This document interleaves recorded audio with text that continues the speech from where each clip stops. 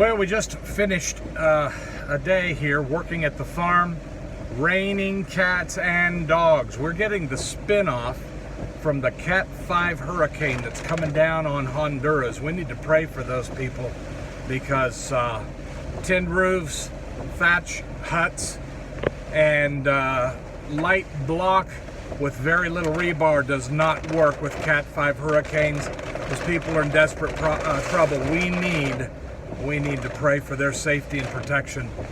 Lives are on the line. Well, we worked the farm today in under the greenhouse, did a harvest for some people. I say we, me. This is a holiday here in Panama, so all the employees around the country are off.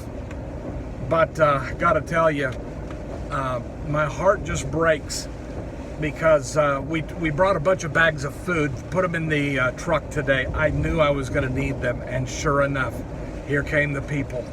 You know, in Panama, we've got two terrible statistics that are on because of this corona craziness that locked down the nation and destroyed its economy. Number one, 25% of all employees, Panamanians, will be unemployed by the end of December. 25%, 1 in 4, unable to find work. It's already here. It's on and it's now. Number two, 40% of all students from kindergarten through college have been lost. They can't find them. Why? Because the only schooling is online, and many of these kids can't afford cell phones, internet connection, electricity.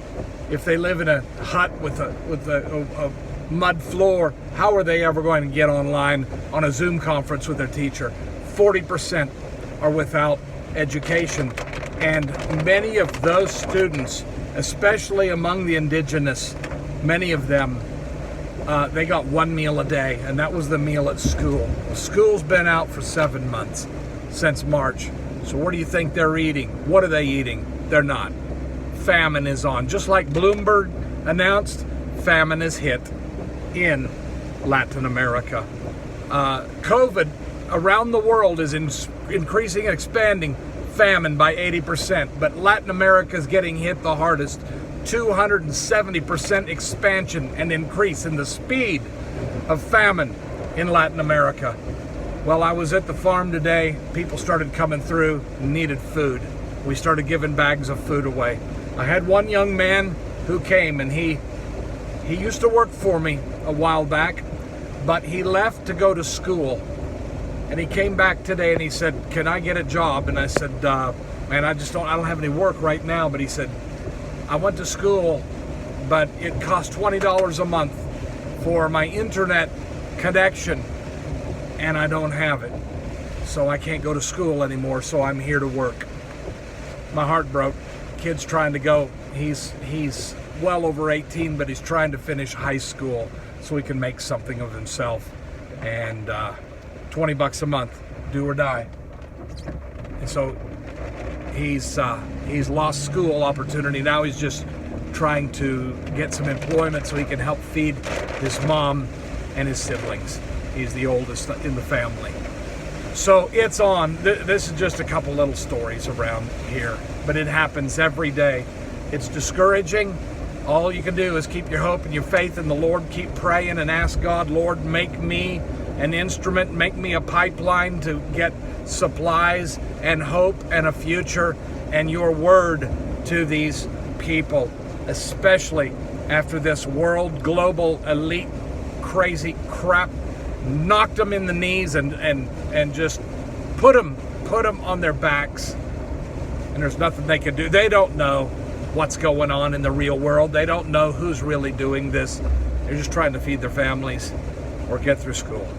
And so, well, it's been a good morning so far. I'm heading down the road, left the farm. We dehydrated and bagged a bunch of produce, and our goal is to dehydrate more before the big statistic hits 25% permanently unemployed.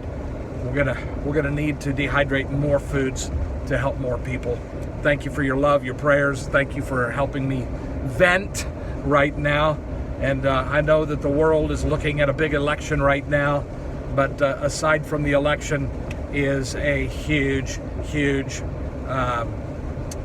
crippling famine. And you know, it's one thing to go a day without food. Have you ever done that? Think about it. You maybe even fasted for a day, 2, 5, or whatever. But imagine the fear that comes when you're not eating. And you're not eating because you've chosen. You're not eating because there is no food. The fear that comes says, what's going to happen tomorrow? What's going to happen next week? It's what a lot of these people are going through in Panama. We're here to help. We're here to be a pipeline. And you are our partners. Thank you for partnering with us. Blessings to you. God bless.